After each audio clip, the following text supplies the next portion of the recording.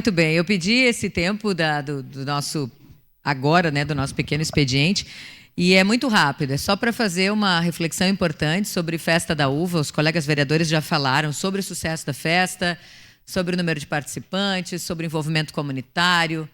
Um belo voto de congratulações a quem esteve à frente dessa equipe, muito envolvida, né? O presidente Fernando Bertotto, Rainha e Princesas, secretária Cris, né? O secretário Rudimar Menegotto, os mais diretamente envolvidos, né? Com a uva, com a cultura, com a parte dos desfiles, mas a todos os envolvidos, todas as diretorias, né? Do trânsito, infraestrutura, e eu falei muito nos últimos dias sobre essa importante iniciativa da Brigada Militar, do nosso 12º Batalhão, estar lá dentro, né, do parque, como isso fez a diferença, né, na nossa sensação de segurança. Então, vários itens essenciais, assim, a questão do esporte, né, o vereador Bressan comentou, né, que estive lá na Bocha, entendendo um pouquinho mais com quem entende do assunto, e a gente viu tanto, né, os jogos coloniais, a canastra, enfim, uma série de atividades. Eu fiquei encantada com os empreendedores, com as pessoas, com os expositores que estavam lá e que buscaram para a Festa da Uva algum diferencial. Isso é sensacional, né? Eles foram além do simplesmente expor seus produtos, mas buscar alguma coisa que pudesse ser diferente. Todas as iniciativas lá da Uvada, da Polenta, do Saguzaço, enfim, todas as iniciativas que deram muito certo ao longo desses 18 dias de festa. Isso já foi falado pelos colegas, mas eu queria reforçar. Mas como o presidente do Legislativo, eu quero também reforçar aqui e agradecer a participação desta casa, que foi uma participação muito elogiada e muito efetiva na Festa da Uva. Não só com o espaço do estande, mas com o aproveitamento do estande. O vereador professor Zanquim foi um dos que comentou conosco, teve lá, levou um músico para receber as pessoas no estande da festa, um gaiteiro.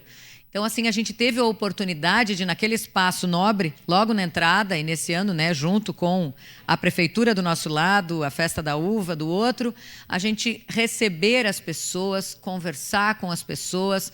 O vereador Renato não está aqui, mas foi uma das pessoas com quem eu tive, no tempo em que eu estava lá, foi um dos com eu mais compartilhei aqueles momentos, então de poder receber as pessoas, de conversar com elas, e quero parabenizar os vereadores e as suas assessorias que estiveram e aproveitaram bem esse espaço na Festa da Uva, convidando as pessoas para virem aqui conhecer o Legislativo, para entender um pouco melhor do nosso trabalho.